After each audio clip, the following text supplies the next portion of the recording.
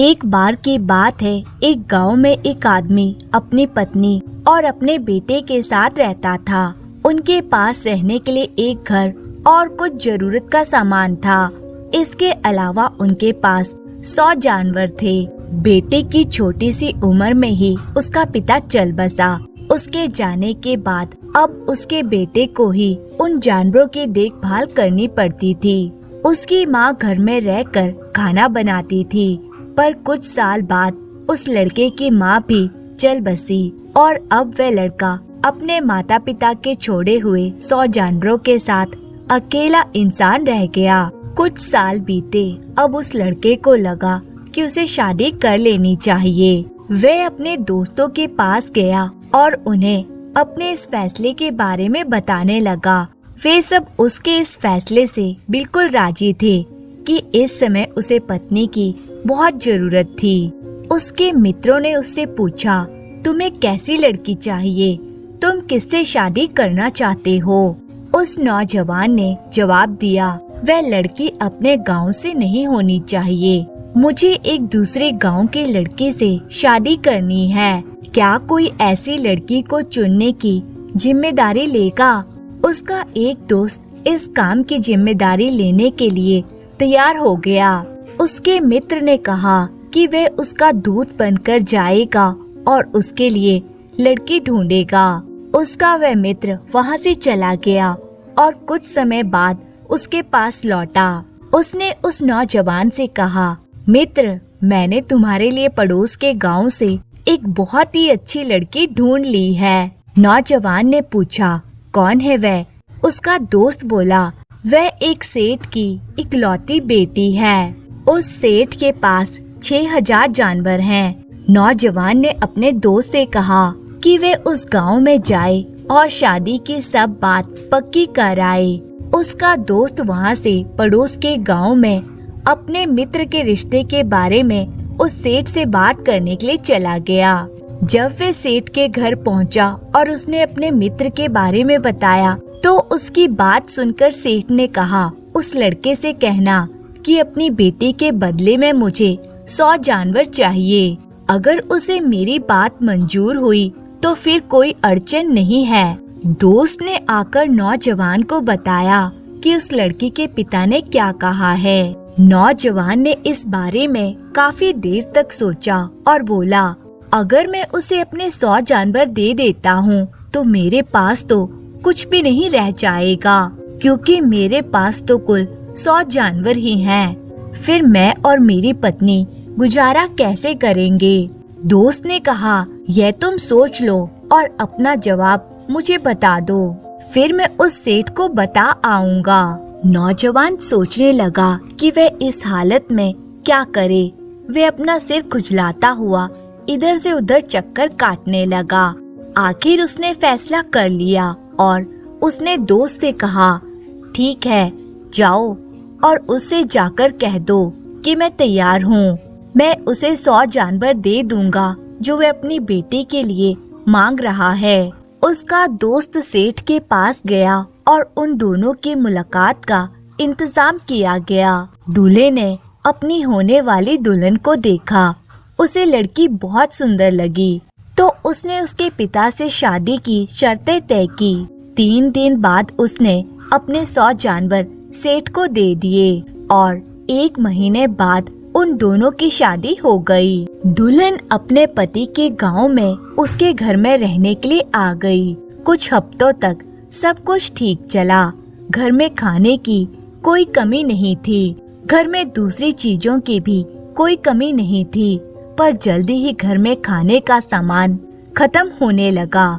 तो वह नौजवान अपनी पत्नी से बोला, सुनो, हम लोग गरीब हैं। मेरी पूरी संपत्ति तो वही मेरे 100 जानवर थे। मैं गायों को दूता था और बैलों से खेत जोतता था। मैंने अपने सारे जानवर तुम्हें पाने के लिए तुम्हारे पिता को दे दिए और अब मेरे पास कुछ नहीं बचा है। अब मेरे पास एक ही रास्ता है कि मैं अपने पड़ोसियों के पास जाऊं और उनके लिए काम करूं। मुझे बहुत छोटे और बहुत थकाने वाले काम करने पड़ेंगे, पर उन कामों को करने से जो कुछ मैं कमाऊंगा उससे हमारे पास कम से कम खाने के लिए तो कुछ होगा ही। पत्नी ने उसके आगे अपनी हाँ में सिर झुकाया, पर वह बोली कुछ नहीं। अब वह नौजवान हर सुबह अपने पड़ोसियों के घर जाता और थोड़े से दूध और एक थैली अनाज के बदले में उनकी मजदूरी करता। कभी वह उनकी गायें दूहता, कभी वह उनकी लकड़ियां काटता, कभी वह उनकी छत ठीक करता, तो कभी वह उनकी स्त्रियों के लिए नदी से पानी लेकर आता, जो घर में अकेली खाना बनाने के लिए रह जाती। पर इन सब कामों के बदले में वे उसे बहुत ही कम पैसे देते थे। इस बीच गांव के एक अमीर आदमी के एक सुंदर लड़के ने उस नौजवान की पत्नी को गांव में देखा तो उस पर उसका दिल आ गया और वह उससे प्रेम करने लगा। रोज जब उस लड़की का पति काम पर चला जाता तो वह लड़का उसके घर के आसपास घूमता रहता ताकि वह उससे कुछ बातें कर सके। उस नौजवान की पत्नी भी उस लड़के को यह दिखाया करती थी कि जैसे उसमें कुछ गलत नहीं था, पर वे इसके बारे में अपने पति से कुछ नहीं कह सकी क्योंकि उसे लगा कि इससे उसका पति घर पर ही रुक जाएगा और जो थोड़ा बहुत काम उसे मिलता है वह भी नहीं मिलेगा। इससे जो थोड़ी बहुत कमाई होती है वह भी नहीं होगी और उन्हें खाना भी नसीब नहीं होगा। लड़की की शादी हुए करीब करीब 6 महीने बीत गए तो सेठ ने सोचा कि वे अपनी बेटी और दामाद को देखकर आए कि वे कैसे हैं, तो बिना बताए ही उनसे मिलने के लिए वे चल पड़ा। जब वे अपने दामाद के घर पहुंचा तो उसने उसके घर का दरवाजा खटखटाया। उसकी बेटी ने दरवाजा खोला। उसने अपने पिता को अंदर बुलाया और उन्हें आराम से बिठाया। उसने उन्हें ताजे फल खाने को दिए। उसका पिता बोला, तो मेरी बेटी तुम कैसी हो? क्या तुम अपने पति के साथ खुश हो? बेटी ने कुछ हिचकिचाते हुए कहा, जी पिताजी, पर वे अपना दुख छिपाने पर भी नहीं छिपा सकी। तो वे अपने पिता के लिए चाय बनाने के लिए पानी लेने का बहाना करके वहाँ से चली गई। वह अपने कमरे में गई और जाकर फूट फूट कर रोने लगी और सोचने लगी, अब मैं क्या करूं? घर में खाने के लिए कुछ भी नहीं है, पर मुझे कम से कम अपने पिता को खाना तो खिलाना ही होगा। वह इसका कोई हल सोच ही रही थी कि उसने उस लड़के को देखा जो काफी दिनों से खिड़की से उससे बातें करने की कोशिश में उसके घर के चक्कर काट रहा था।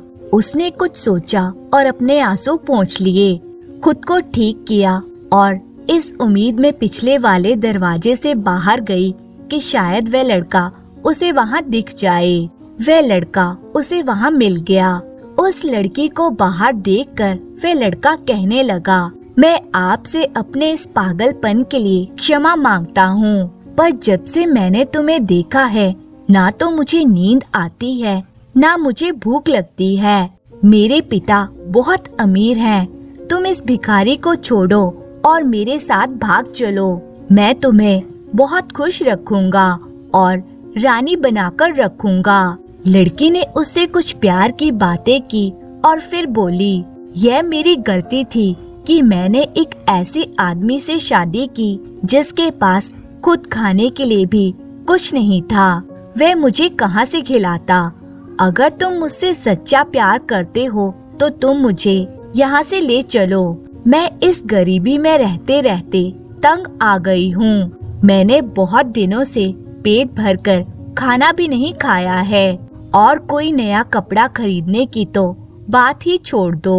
वह लड़का यह सुनकर बहुत ही खुश हो गया और सोचने लगा, आखिर में अपने काम में सफल हो ही गया और उस लड़की से बोला, तो चलो फिर आज ही चलते हैं। और आज ही क्यों, अभी ही चलते हैं। लड़की बोली, थोड़ा रुको, आज ही मेरे पिता मुझसे मिलने के लिए मेरे घर पर आए हैं और मैं उनसे बहुत दिनों से नहीं मिली हूँ। मुझे अभी उनके लिए अच्छा खाना भी बनाना है, पर जैसे कि मैंने तुमसे अभी कहा कि मेरे पास उनके लिए खाना बनाने के लिए कुछ भी नहीं है।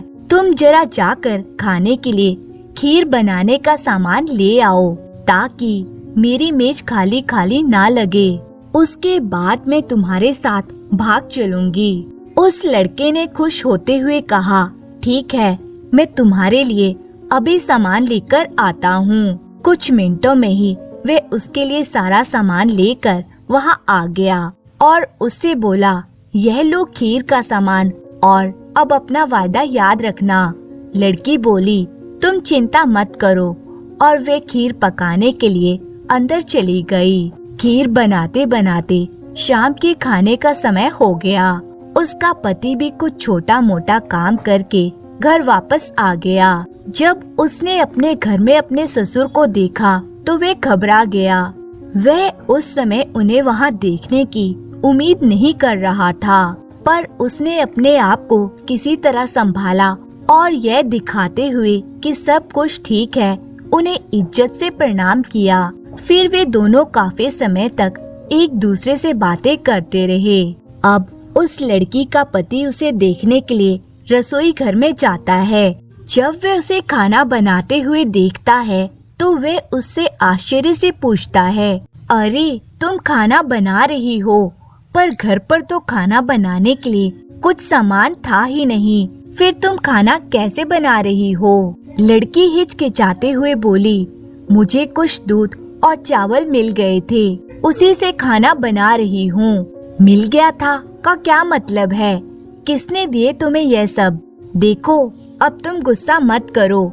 मैंने पड़ोसी से कहा कि मेरे पिता यहाँ खाना खाने के लिए आए हैं, पर मेरे पास उन्हें खिलाने के लिए कुछ नहीं है, तो उन्होंने मुझे यह सब दे दिया। यह सुनकर उसका पति कुछ नहीं बोला, बल्कि उसका सिर नीचे झुक गया और उसे बहुत शर्म आ रही थी कि अब उसकी यह हालत हो गई है कि उसकी पत्नी को पड़ोसियों से भीख मांगनी पड़ रही है। उसे इतना दुखी देखकर उसकी पत्नी ने तसल्ली देने की कोशिश की और कहने लगी, देखो, तुम खुश रहो, इसमें इतना सोचने की कोई बात नहीं है। हम उन्हें इस खाने के बदले में कुछ दे देंगे, फिर हम उनके एहसान के नीचे दबे नहीं रहेंगे। पर अब तुम जाओ और पिताजी के पास बैठ जाओ, खीर अभी तैयार होने को है, तुम वहाँ बैठो, मैं खाना लगाती हूँ। इस बीच यह देखकर कि वह लड़की अभी तक नहीं आई, वह नौजवान जो उसके घर के चक्कर काटता था, उसे देखने के लिए दरवाजे की तरफ गया ताकि वह उसे बाहर आने के लिए इशारा कर सके। पर जब वह उसके खुले दरवाजे के सामने इधर उधर घूम रहा था, तभी उस लड़की के पति ने उसे देख लिया। उसने उसे पहचान लिया कि वह तो उनकी एक पड़ोसी का बेटा था जो उसे कभी कभी काम देता रहता था। तो उसके पति ने उसे सलाम किया और उसे खाने के लिए अंदर बुला लिया। वह नौजवान मना नहीं कर सका और उसके बुलावे पर अंदर चला गया। जाकर वे दूसरों के साथ मेज पर बैठ गया। अब उस लड़की का पिता, पति और वह नौजवान मिलकर बातें करने लगे जैसे सब कुछ सामान्य हो। कुछ समय बाद खीर मेज पर लाई गई और लड़की उन तीनों को वहाँ एक साथ बैठा देखकर बिना किसी आश्चर्य के मुस्कुराई और बोली, ओ बेवकूफ लोगों, खाना तैयार है। यह सुनकर सबको बड़ी शर्म आई और सबके दिल में गुस्से की एक लहर दौड़ गई। अपनी बेटी के मुंह से यह शब्द सुनकर सबसे पहले उसके पिता ने खामोशी तोड़ी और कहने लगा, बेटी, तुमने मुझे बेवकूफ क्यों कहा? लड़की बोली, पिताजी, आप गुस्सा ना हो, पहले आप खुशी खुशी खाना खा लें, उसके बाद मैं आपको बताऊंगी कि मैंने आपको बेवकूफ क्यों कहा। पर उसका पिता बोला, नहीं बेटी, पहले मैं तुमसे सुन लूं कि मैं बेवकूफ क्यों हूँ, तभी मैं खाना खा सकूंगा। अभी तो तुम्हारी बात सुनकर मेरी भूख ही खत्म हो गई है। इस पर उसकी बेटी निडर होकर बोली, पिताजी, आप बेवकूफ इसलिए हैं कि आपने अपनी इतनी कीमती चीज एक बहुत ही छोटी सी चीज के लिए दे दी। उसका पिता बोला, मैंने? और वे कीमती चीज क्या है जो मैंने बहुत छोटी सी चीज के बदले में दे दी? आपको पता नहीं कि आपकी कीमती चीज क्या है। पिताजी, मैं अपने बारे में बात कर रही हूँ। पिता बोला, तुम मेरे लिए बहुत कीमती हो, यह सच है, पर अगर तुम इसे जरा और साफ करके कहो तो अच्छा होगा। बेटी बोली, यह तो साफ है पिताजी। आप जानते हैं कि आपका मेरे अलावा और कोई दूसरा बच्चा नहीं है, और फिर भी आपने मुझे केवल 100 जानवरों के बदले में दे दिया। हालांकि आपके अपने पास 6000 से ज्यादा जानवर हैं। शायद वे 100 जानवर आपके लिए मुझसे ज्यादा कीमती थे। यह सुनकर पिता को बहुत शर्म आई। उसका चेहरा शर्म से लाल पड़ गया। वह बोला, बेटी, तुम ठीक कहती हो, मैं सचमुच में ही एक बेवकूफ हूँ। उसके बाद वह कहने लगा, और तुमने मुझे बेवकूफ क्यों कहा? उसकी पत्नी ने उसकी तरफ देखा और बोली, तुम तो मेरे पिता से भी ज्यादा बेवकूफ हो। तुम्हें तुम्हारे माता पिता से केवल कुछ जानवर विरासत में मिले और तुमने वे सब केवल मुझे पाने के लिए दे दिए। अगर तुमने अपने गांव की ही किसी लड़की से शादी की होती तो शायद उसकी तुम्हें इतनी कीमत ना देनी पड़ती, पर तुम तो कोई दूसरे गांव की लड़की चाहते थे और इसलिए तुम इतने गरीब हो गए।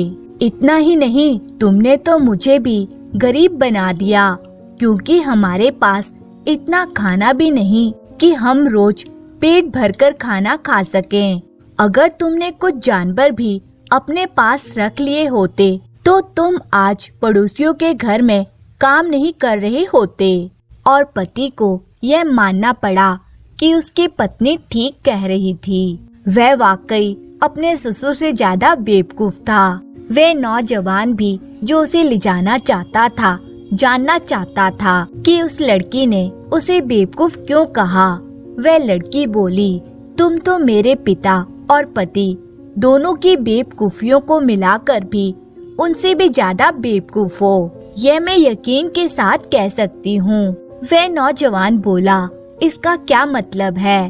तुम तो खीर के सामान के बदले में वह चीज लेना चाहते थे जिसे उसके पिता ने 100 जानवर लेकर दिया था और उसके पति ने 100 जानवर देकर हासिल किया था। क्या तुम मेरे पिता और पति दोनों से ज्यादा बेवकूफ नहीं हो? वह नौजवान भी शर्म और डर से लाल पड़ गया। उसने सोचा कि उसके लिए अब यही अच्छा है कि इससे पहले कि बात और आगे बढ़े और उस लड़की का पति उसे मारे, उसको अब यहाँ से चले जाना चाहिए। और वे वहाँ से उठकर चला गया। उधर लड़की का पिता अपने गांव चला गया, पर वहाँ जाकर उसने तुरंत ही अपने दामाद के 100 जानवर वापस कर दिए और साथ ही उसे 200 जानवर और दे दिए। इस तरह से वे पति पत्नी दोनों अब खुशहाल जीवन जीने लगे। बहुत समय पहले की बात है। एक व्यापारी था और उस व्यापारी का एक पुत्र था जिसका नाम था भूषण। वे अपने माता पिता की इकलौती संतान था। जब भूषण जवान हुआ तो अचानक ही उसके पिता का देहांत हो गया। पिता के देहांत के बाद भूषण अपने पिता की सारी संपत्ति का मालिक बन गया। लेकिन समय का खेल ऐसा हुआ कि अपने पिता की संपत्ति पाते ही भूषण ने पैसा पानी की तरह बहाना शुरू कर दिया। वह प्रतिदिन अपने मतलबी दोस्तों से घिरा रहता। उसके दोस्तों ने भूषण की धन संपत्ति का खूब फायदा उठाया और रोज अलग अलग बहाने बनाकर उससे खूब धन ऐंठते। धीरे धीरे भूषण की सारी धन संपत्ति जाती रही। अब भूषण के पास कुछ नहीं बचा था। भूषण की माँ ने उसे खूब समझाया कि बेटा, यह सब दोस्त तुम्हारे स्वार्थी हैं। जब तक तुम्हारे पास धन है तभी तक यह तुम्हारे मित्र हैं, बाद में ये तुम्हें पूछेंगे तक नहीं। लेकिन भूषण पर अपनी माँ की बातों का कोई असर नहीं हुआ। वे अपनी माँ की बातें एक कान से सुनता और दूसरे कान से निकाल देता। अब जबकि भूषण के पास जमीन जायदाद धन कुछ नहीं रहा, तो उसके मतलबी दोस्त ऐसे गायब हुए जैसे गधे के सिर से सींग। अब भूषण को अपनी गलती का एहसास हुआ। उसे अपने धन के चले जाने का इतना दुख नहीं था जितना अपने दोस्तों के द्वारा किए गए धोखेबाजी से। जब भूषण की माँ ने उसे दुखी देखा तो वह उसे समझाने लगी, बेटा, दुखी होने से अब कोई लाभ नहीं है। जो होना था वह तो हो चुका। अगर तुमने मेरा कहा माना होता तो यह दिन देखना ना पड़ता। लेकिन अभी भी देर नहीं हुई है। तुम चिंता मत करो। मेरे पास कुछ जेवर हैं, तुम उन्हें बेचकर कुछ काम धंधा शुरू करो। लेकिन खबरदार, अब अगर तुमने किसी मतलबी इंसान को अपना दोस्त बनाया तो। भूषण के पास अब कोई चारा नहीं था। उसने अपनी माँ की बात मान ली। अपनी माँ के जेवर बेचकर उसने अपना कारोबार शुरू कर लिया। कुछ ही दिनों में उसका कारोबार बहुत ही अच्छा चलने लगा। लेकिन अब अपने दोस्तों से मिलने की पुरानी आदत की वजह से भूषण बेचैन रहने लगा। उसने अपनी माँ से कहा, माँ, मैं अपने दोस्तों के बिना नहीं रह सकता। माँ कहने लगी, चलो ठीक है बेटा, तुम अगर दोस्तों के बिना नहीं रह सकते तो तुम मेरी एक बात मान लो। तुम रोज एक नए दोस्त के साथ अपना समय गुजार लिया करो। एक बार किसी दोस्त के साथ खाना खाने के बाद तुम ना तो दोबारा उसके साथ कभी खाना खाना और ना ही उसे अपने घर बुलाना। मतलब यह है कि दोबारा से कोई वास्ता नहीं रखना। भूषण ने सोचा कि गांव के दोस्तों के साथ तो वे ऐसा नहीं कर सकता कि उनके साथ कोई मतलब ना रखे। इसलिए मैं ऐसा करता हूँ कि यहाँ कस्बे में आने वाले नए मुसाफिरों में से ही हर रोज किसी न किसी को अपने घर ले आया करूँगा। उन्हें खाना खिलाकर सुबह विदा कर दिया करूँगा। यह सोचकर भूषण शाम को गांव के बाहर बने हुए एक पुल पर जाकर बैठ जाता है और जो कोई भी मुसाफिर उसे वहां से जाता दिखाई देता है, भूषण उसे अपने घर ले आता है। उसे खाना खिलाकर घर में सुलाता है, उससे खूब बातें करता है और सुबह उसे विदा कर देता है। इस तरह से अब भूषण बहुत ही खुश था कि उसे रोज एक नया दोस्त मिल जाता है। उसका मन भी लगा रहता है और साथ ही साथ मतलबी दोस्तों से उसका पीछा भी छूट गया है। एक दिन वह रोज की तरह पुल पर बैठा हुआ था, किसी नए मुसाफिर का इंतजार कर रहा था कि तभी वहाँ उस राज्य का राजा एक तेली के सौदागर का वेश बनाकर अपने एक नौकर के साथ वहाँ पहुँचा। तो भूषण ने पहले तो उन्हें सलाम किया और फिर उन्हें अपने घर आकर खाना खाने का निमंत्रण दिया और रात बिताने की दावत दी। राजा ने भूषण की बात मान ली और भूषण के साथ उसके घर चले गए। जब राजा को यह पता चला कि भूषण ऐसे ही रोज एक नए मुसाफिर को अपने घर लाकर खाना खिलाता है और सुबह उसे विदा कर देता है, तो राजा ने सोचा कि इसके पीछे जरूर कोई वजह होगी। इसके बाद भूषण, राजा, राजा का नौकर और उसकी माँ सभी वहीं बैठकर खाना खाने लगे और बातें करने लगे। बातों ही बातों में राजा ने मालूम करना चाहा, तो भूषण ने अपने धोखेबाज मित्रों के बारे में और अपनी माँ की दी हुई नसीहत के बारे में राजा को बताया। अब रात काफी हो चुकी थी, तो राजा ने भूषण से कहा कि अब हमें आराम करना चाहिए। इसके बाद राजा ने कहा, लेकिन मेरी इच्छा यह है भूषण कि आपने जो हमें दावत दी है और अपने घर में आसरा दिया है, इसके बदले में मैं आपके लिए कुछ करूं। भूषण कहने लगा, श्रीमान, भगवान ने मुझे सब कुछ दिया है, मुझे किसी चीज की कोई कमी नहीं है, बल्कि मैं तो आपका एहसानमंद हूँ कि आप मेरे घर दावत पर आए। राजा ने कहा, भूषण, मुझे तुम्हारे यहाँ खाना खाकर बहुत ही आनंद आया है। माना कि तुम्हारे पास किसी चीज की कोई कमी नहीं है, लेकिन फिर भी अगर तुम्हारे मन में कोई इच्छा हो तो मुझे बता सकते हो, मैं भी तुम्हारे लिए कुछ करना चाहता हूँ। भूषण ने कहा, मित्र, वैसे तो मुझे किसी तरह की कोई परेशानी नहीं है, पर मेरी एक दिली इच्छा है, उस सिलसिले में आप कुछ नहीं कर सकते। सौदागर बने हुए राजा ने कहा, भूषण, तुम मुझे भी बताओ कि आखिर ऐसी क्या बात है। तो भूषण कहने लगा कि हमारे यहाँ का जो मुखिया है वह और उसके साथी बड़े ही दुष्ट लोग हैं। पूरे गांव को उन्होंने परेशान करके रखा है, लेकिन कोई भी उनका कुछ नहीं बिगाड़ सकता। अगर भगवान मुझे एक दिन के लिए राजा बना दे तो मैं उसे ऐसी सजा दूंगा कि वह 7 पीढ़ियों तक याद रखेगा। भूषण की बात सुनकर राजा मुस्कुराने लगा और कहने लगा, भगवान करे कि आपकी इच्छा पूरी हो। राजा ने मन ही मन सोचा, जैसे भी हो, इसे तो मैं एक दिन का राजा जरूर बनाऊंगा। यह सोचकर राजा ने बेहोशी की दवा भूषण से नजर बचाकर पास ही रखे हुए उसके दूध के गिलास में मिला दी। फिर दूध भूषण को दिया और कहने लगे, लो भाई भूषण, तुम भी अपना दूध पी लो।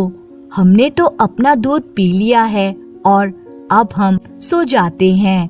भूषण ने दूध पिया और वहीं बेहोश हो गया। राजा ने अपने नौकर से कहा, इसे उठाकर जल्द से जल्द महल पहुंचा दो। नौकर ने उसी समय ये काम कर दिया। अब महल पहुंचकर राजा ने अपने बाकी नौकरों को भी यह हुक्म दिया कि भूषण के कपड़े उतारकर उसे राजा की पोशाक पहना दी जाए और राजा के ही बिस्तर पर लेटा दिया जाए। कल शाम तक भूषण को ही राजा समझकर उसका पूरा सम्मान किया जाए। इसके बाद राजा ने अपने मंत्री को बुलाया और कहा, कल यह आदमी मेरी जगह दरबार में बैठेगा। इसके हुक्म का पालन ऐसे किया जाए जैसे मेरे हुक्म का पालन किया जाता है। सारे काम रोज की तरह किए जाएं। अब ये आदेश देकर राजा अपने महल में एक ऐसी जगह छिपकर बैठ गया जहां से वे भूषण की हर हरकत देख सके। भूषण को शाही पोशाक पहनाकर राजा के बिस्तर पर लिटा दिया गया। सुबह हुई तो एक दासी ने भूषण को जगाया और कहने लगी, महाराज, सुबह हो गई है। भूषण ने जब आंखें खोली तो वे चौंक कर रह गया कि अचानक कौन मुझे जगाने आया है। वे हैरान होकर इधर उधर देखने लगा। कभी वे अपने आप को देखता तो कभी उस सुंदर दासी को, कभी महल को देखता और सोचने लगता कि कहीं मैं सपना तो नहीं देख रहा हूँ। वह फिर से आंखें बंद करके लेट गया। उसे यह ख्याल आ रहा था कि रात को तेल के सौदागर से बातें करते हुए राजा का जिक्र आया था। बस शायद वह वही सपना देख रहा है। जब भूषण ने दोबारा से सोने के लिए आंखें बंद कर ली तो एक दासी ने उसे फिर से जगाया। राजा साहब, जल्दी से उठिए। ये सुनकर भूषण झट से उठ बैठा और सोचने लगा, क्या भगवान ने मुझे सच में राजा बनवा दिया है। इतने में एक लंबी चौड़ी कदकाठी का आदमी वहां पर आया और कहने लगा, महाराज, आप ठीक तो हैं? जल्दी कीजिए, दरबार का समय हो रहा है। सारे दरबारी आपका इंतजार कर रहे हैं। भूषण अब और भी ज्यादा हैरान हो चुका था और उस आदमी से कहने लगा, तुम किससे बातें कर रहे हो? वे आदमी कहता है, आपसे महाराज। भूषण कहने लगा, देखो भाई, तुम्हें कोई गलतफहमी हुई है, मैं कोई राजा वाजा नहीं हूँ। वे आदमी बड़ी ही विनम्रता से बोला, यह कैसे हो सकता है महाराज कि मैं आपका गुलाम आपको भूल जाऊं? महाराज, लगता है कि आपने आज कोई बुरा सपना देखा है। मैं आपका गुलाम भला आपको कैसे भूल सकता हूँ? भूषण ने पास ही खड़ी दासी से पूछा कि तुम बताओ मैं कौन हूँ? दासी ने कहा, आप हमारे महाराज हैं। भूषण की समझ में कुछ नहीं आ रहा था कि यह उसके साथ क्या हो रहा है। कल तक वे एक मामूली आदमी था और आज अचानक राजा कैसे बन गया? तभी उसके पास खड़े आदमी ने फिर से कहा, महाराज जल्दी चलिए दरबार में, फरियादी आपकी राह देख रहे हैं। और फिर उठकर भूषण महल में चलने लगा। वह जिधर से भी गुजरता सभी उसे सलाम करते। इस तरह से घूमता हुआ भूषण दरबार में जा पहुंचा और अपनी जगह जाकर बैठ गया। अब मंत्री ने फरियादियों को बुलाना शुरू किया, लेकिन सबसे पहले भूषण ने ये हुक्म दिया कि नगर के कोतवाल को उसके सामने हाजिर किया जाए। कोतवाल इस समय हाजिर हो गया। तब भूषण ने अपने गांव का नाम बताकर कहा कि वहां के मुखिया और उसके साथियों का मुंह काला करके उन्हें देश निकाला दे दो और उन्हें यह भी बता दिया जाए कि यह उस बात की सजा है जो तुम पूरे गांव को परेशान करते हो। अब भूषण के आदेश के अनुसार सब कुछ कर दिया गया। साथ ही भूषण ने यह भी आदेश दिया कि इस गांव में भूषण नाम का एक लड़का रहता है। उसकी माँ को 1000 सोने की स्वर्ण मुद्राएं पहुंचा दी जाएं। आदेश पाते ही यह काम भी पूरा कर दिया गया। दरबार की कार्यवाही खत्म करने के बाद भूषण को खाना खाने के लिए ले जाया गया, जहां अनेक प्रकार के पकवान रखे गए थे। ऐसे ऐसे पकवान भूषण ने अपनी पूरी जिंदगी में नहीं देखे थे। भूषण खाना खाने लगा। उसे विश्वास ही नहीं हो रहा था। भर पेट खाना खाने के बाद भूषण को एक दूसरे कमरे में ले जाया गया, जो पहले कमरे से भी ज्यादा सुंदर था। यह कमरा देखकर भूषण आश्चर्यचकित रह गया। तभी एक लड़की वहां पर हाजिर हुई और भूषण के सामने नृत्य पेश करने लगी। ऐसा मनमोहक नृत्य देखकर भूषण मंत्रमुग्ध हो गया। इसी दौरान एक दासी ने उसे एक प्याली में शरबत के साथ बेहोशी की दवा पिला दी। शरबत पीते ही भूषण बेहोश हो गया।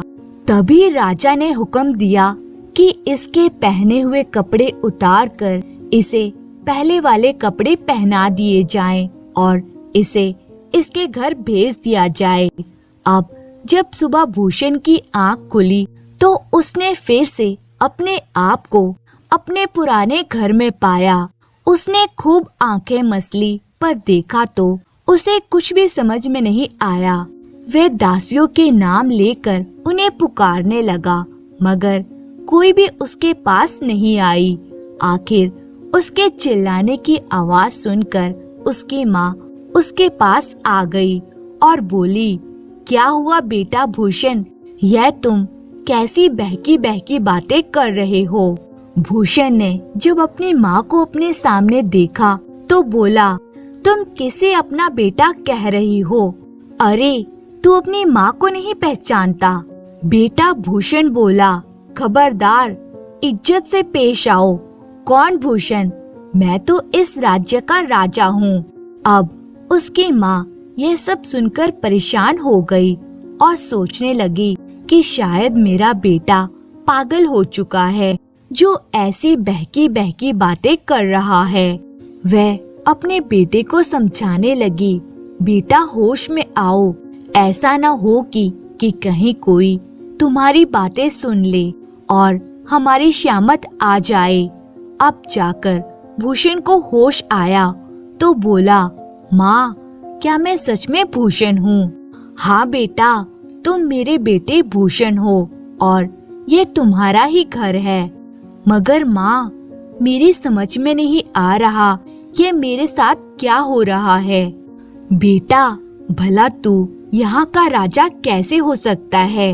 हाँ, राजा तो वह है और भगवान उस राजा को लंबी उम्र दे जिसके आदेश पर हमारे गांव के मुखिया को देश निकाला दे दिया गया और साथ ही मुझे 1000 स्वर्ण मुद्राएं भी मिली। यह सुनकर भूषण एक बार फिर से गुस्से में आ गया और कहने लगा, इसका मतलब मैं ही राजा हूँ। मैंने ही कोतवाल को आदेश दिया था कि वे हमारे गांव के मुखिया को देश निकाला दे दे और तुम्हें 1000 स्वर्ण मुद्राएं दे। अपने बेटे की ऐसी बातें सुनकर उसकी माँ ने रोना पीटना शुरू कर दिया कि हे भगवान, मेरा बेटा तो पागल हो गया है। उसका शोर सुनकर पड़ोसी भी वहाँ आ गए। धीरे धीरे यह खबर पूरे इलाके में फैल गई। लोगों ने भूषण को पागल समझकर उसे पागल खाने भिजवा दिया, जहाँ पर सिपाहियों ने उसकी काफी पिटाई की, लेकिन फिर भी वे वहाँ पर अपने आप को राजा ही कह रहा था। भूषण को पागल खाने में रहते हुए 15 दिन बीत गए।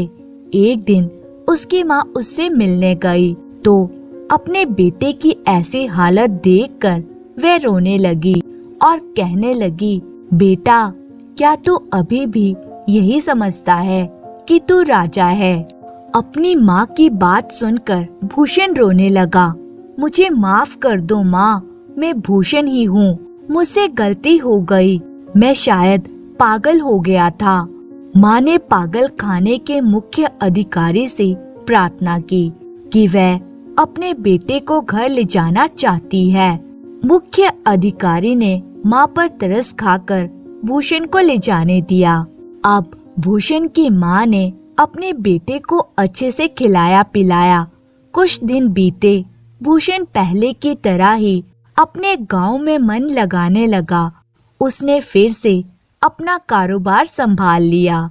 वह फिर से उस पुल पर जाकर बैठने लगा और अजनबी मुसाफिरों को घर लाता, उन्हें खाना खिलाता, रात बिताकर उन्हें सुबह विदा कर देता। एक शाम फिर से उस रास्ते पर सौदागर के रूप में राजा उसे मिल गया, लेकिन इस बार भूषण ने राजा को देखते ही मुंह फेर लिया। राजा समझ गया कि भूषण उससे नाराज है, तो राजा ने उससे कहा, भूषण, पुरानी बातों को भूल जाओ, मैं आज रात भी तुम्हारे घर पर ही बिताना चाहता हूँ। भूषण पहले तो इस बात के लिए राजी नहीं हुआ, परंतु राजा के बार बार कहने पर वह उसे अपने घर ले जाने के लिए तैयार हो गया। घर पहुंचकर भूषण ने राजा को अपने साथ बीती हुई सभी घटनाओं के बारे में बताया और कहने लगा कि यदि तुम्हें विश्वास नहीं होता तो यह देखो, मेरे शरीर पर अभी भी पागल खाने में की गई पिटाई के निशान हैं। यह देखकर राजा को भूषण पर दया आ गई और साथ ही राजा खिलखिलाकर हंसने लगा। राजा ने अपनी सच्चाई भूषण को बताते हुए कहा, भूषण, असल में मैं ही इस राज्य का राजा हूँ। जब मैं पिछली बार वेश बदलकर राज्य में भ्रमण पर निकला था तो मैं ही तुम्हारे घर पर आया था और मैंने तुम्हारे दूध में बेहोशी की दवा मिलाकर तुम्हें अपने महल में पहुंचा दिया था। इसके बाद राजा ने सारी कहानी भूषण को विस्तार से बता दी और साथ ही भूषण से यह भी कहा कि क्योंकि तुम एक दिन के राजा बनकर मुखिया को दंड देना चाहते थे, इसलिए मैंने तुम्हें एक दिन का राजा बनाया था। परंतु सच मानो तो तुम एक बहुत ही सच्चे और ईमानदार इंसान हो। तुम्हारे जैसे इंसान की मैं कद्र करता हूँ, इसलिए मैं चाहता हूँ कि तुम मेरे महल में नौकरी कर लो। वहाँ पर तुम्हें किसी तरह की कोई कमी नहीं होगी। तुम्हें मेरे राज दरबार में जगह दी जाएगी। यह सुनकर भूषण के सारे दुख दूर हो जाते हैं। वह खुशी से उछल पड़ता है। फिर वह महाराज को हाथ जोड़कर कहता है, महाराज, सच में आप बहुत ही दयालु हैं। मैं आज ही अपनी माँ के साथ आपके महल में नौकरी करने को तैयार हूँ। और फिर इसके बाद राजा भूषण को लेकर अपने महल में आ गया। उसे अपनी राजसभा का सदस्य बनाया और उसे रहने के लिए एक बड़ा मकान दिया गया। अब भूषण और उसकी माँ के दिन बड़े ही सुख से बीतने लगे। तो दोस्तों, इसी तरह की मजेदार कहानियाँ देखने के लिए चैनल को सब्सक्राइब करें और कहानी अच्छी लगी हो तो लाइक और कमेंट जरूर करें। कहानी देखने के लिए बहुत बहुत धन्यवाद।